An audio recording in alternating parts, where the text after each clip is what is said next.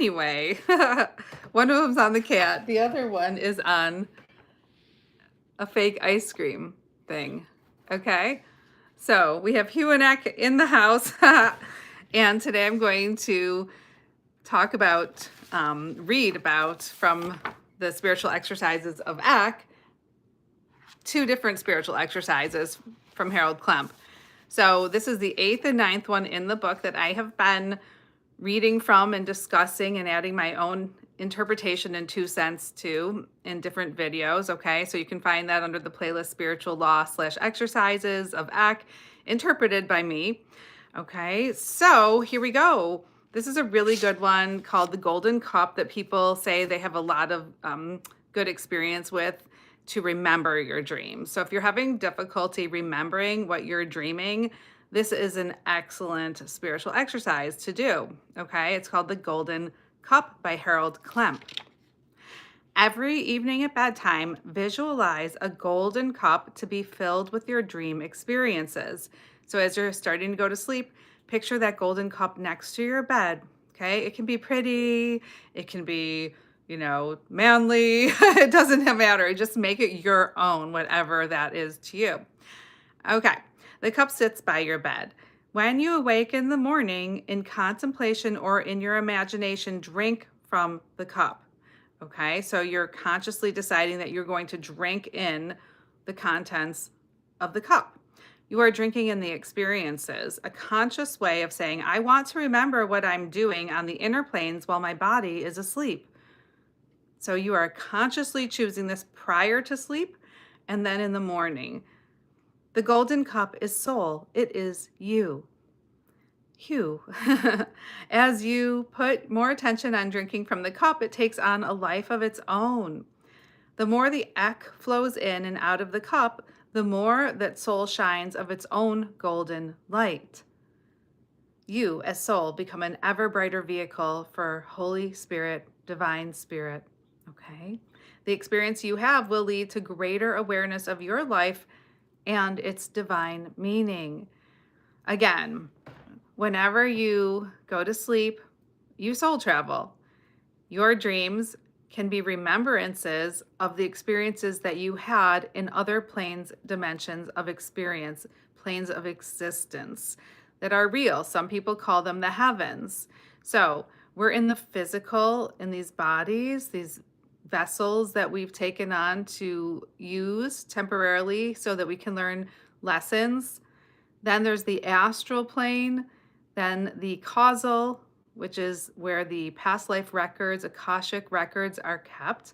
Then there's the mental and etheric planes. After that, you have the fifth, and it's all love and above, okay? That's, I say, fifth love and above. So you go to these different planes. You have experiences, you have lives there. You often might even wake up in a bed of a different plane of existence, which is so cool. When you wake up and you're like, oh my gosh, I'm back in my, mental plane home. It's like, it feels so familiar. That's been my experience and many people that I've talked to, where you'll wake up in a bed and you're like, oh my gosh, I'm home again. Because you are, because each subtle body that you possess as soul has itself stationed in different planes of existence. So you have different homes. Okay. Second spiritual exercise, it's called the Dream Dictionary. And this is really important if you want to understand the meaning of your dreams, simply because you can get one of those books that Freud wrote or somebody else wrote, and yet it's their opinion. It's not who it came from. It's like it needs to come from you. Your symbols are going to be different than someone else's. Yes, there might be things that are somewhat universal, but some of these old dream books, like for instance, would say that a wedding means someone's going to die. Well, actually, in the Eckist view, at least, it's that a wedding is like an initiation. It's like an upgrade in spiritual consciousness. So again, they might also say something like, oh, a dog is loyalty. But if you're terrified of dogs, A dog is not a dream of loyalty. It's a dream of terror. Okay. So again, this is what this next one is going to talk about. So here's this great idea by Harold Klump again, the ninth one in the spiritual exercises of Eck. The door of soul number 10. The door of soul opens inwardly. No amount of pushing from the wrong side will open it. For this reason, 20 minutes to half an hour is the limit of time to spend with the spiritual exercises during one sitting. Okay. Well, if you're doing more than 20 to 30 minutes, maybe it's overkill, That's a good point. To have an experience with the light and sound of God or the inner master, alternate these two techniques. Count backwards slowly from 10 to 1. Then picture yourself standing alongside your resting physical body. And hold on 1 second. Oh, okay, you guys. I skipped the last one. I don't know how that happened, but we're going to continue with this one. Count backwards slowly from 10 to 1. Then picture yourself standing alongside your resting physical body. Do this for a few weeks. You may also recite the alphabet backward from J to A. Do the second method when you finish contemplation and are getting ready for bed. Say inwardly to the dream master, the Mahata, I give you permission to take me into the far country, to the place that is right for me now.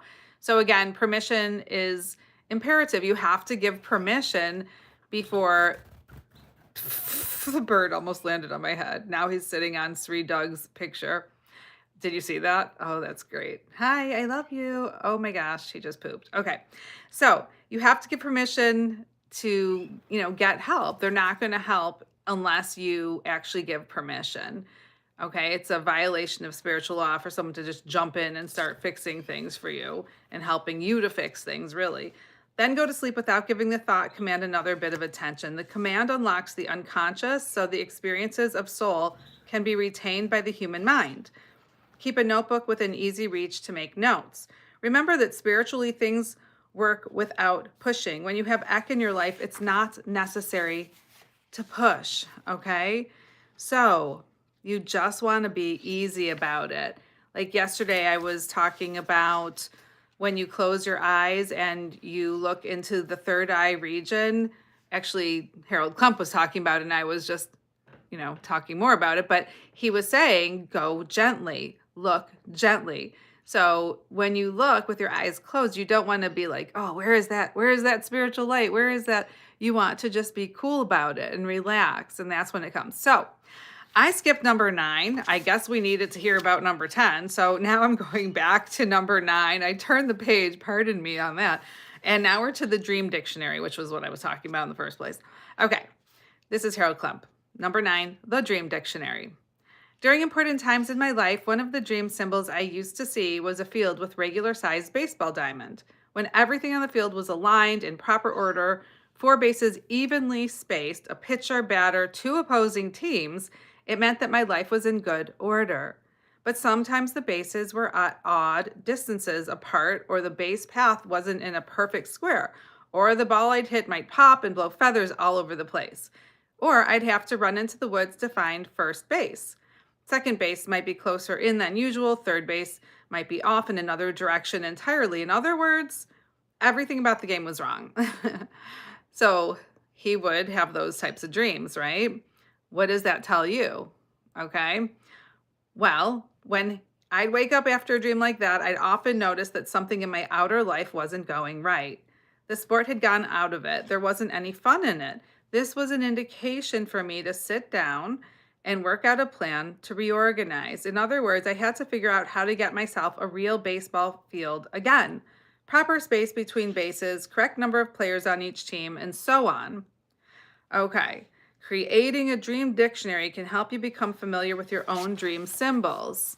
So when he would have dreams of like a good baseball game going easy peasy, was an indication that things were on the up and up, going well. But if he was having dreams where things were off kilter, then he'd know he'd have to reorganize and look a little deeper into his life and see what it is that he had to change. So whether a baseball diamond, a bear, an eagle, or anything else, you'll know immediately what a particular symbol means to you. In a section at the back of your dream journal, keep a list of the symbols that occur in your dreams. As you create your own dream dictionary of symbols, record the date next to the meaning of each symbol. This way, you can keep track as the meaning changes. As you unfold, your dream symbols are going to take on different meanings, a fact not generally known by people who study dreams. Okay, so basically, I would say create a completely separate book because, at least for me, my dream symbols have like, I have many of them, okay? And if I had to rewrite them in every new dream journal, because I go through through dream journals quickly. I write a lot, okay? And so I got a lot of dream journals. So if I had to rewrite it every time, that would be really annoying. So I would suggest that you simply have a separate book that is about, dream symbols, and you keep track of it there, because having that dream symbol book is going to help you to really understand. For instance, maybe a lot of people have this dream symbol, especially in Eckankar, I've heard that they're carrying luggage or baggage, okay? And they are just having trouble getting from place to place or doing things they really want to do because the baggage is in their hands when they should be like free to climb ropes, swim in the ocean, what have you. But they're holding on to a purse or a wallet or a luggage, baggage, okay? So oftentimes that is an indication to let go of physical things on the physical plane, okay? And in fact, there was someone else who had mentioned, and I think it's also in a recording or in a book somewhere that I've read, that there's a very narrow little eye of the needle area to walk through in the inner planes, and it is strewn with discarded luggage. You cannot get through this tiny little crevice if you have luggage, baggage in tow. Impossible, okay? So many people have to leave their baggage, their karma, their attachments. So that is another wonderful dream that I've heard many people have had. I personally have also had it. And it's hard sometimes because, people, we get attached to things. Okay. But the letting go and staying in a, place of detachment is so much healthier if possible. So I hope that these 3 spiritual exercises are useful. And yeah, I really just meant to read 2. My apologies about skipping and then having to track back. But today we got through the golden cup, which you can do to remember your dreams. Put it next to you before you go to sleep. Number 9 was the dream dictionary, which I'm discussing right now. Make one of your own and see what it means. It'll help you to navigate your future dreams and understand them better. And 10, the door of soul. Okay. It's helping you to get into a good place where you can have experiences. It's just another way to get in there. And also, they're saying like, have a life. You don't need to do hours and hours of these spiritual exercises. In fact, it might be too much, 20 to 30 minutes is good. And I will say this, in my own experience, when I first came into Eckankar, I was doing so much time in spiritual exercises, and it started just to be too much. Like, you have to stay balanced, really. It's important to stay balanced. We are in the physical realm, for a reason. Yeah, it'd be great sometimes. I fantasize personally about, being on the mountaintop somewhere in Hawaii and living off the land and just having birds land on my shoulder, which I already do, as you noticed in the beginning of this video when Hugh or Eck, I couldn't even see which one, landed on me briefly. But we need to live too and to be in this world. It's like we're here for a reason. So what is your reason? And the dreams will point to purpose too. If you're unsure about what your purpose is, you can always ask, what is my purpose here? And get quiet. Again, if you're not quiet and you're asking, you're not going to hear the answer. So it's always important to ask the right questions, but then to be really quiet and listen and notice what your dreams are showing you too. Because if you've asked a very deep spiritual question with intention, all day long, here and there, and then before bed, your dreams will most likely show you an answer. Okay.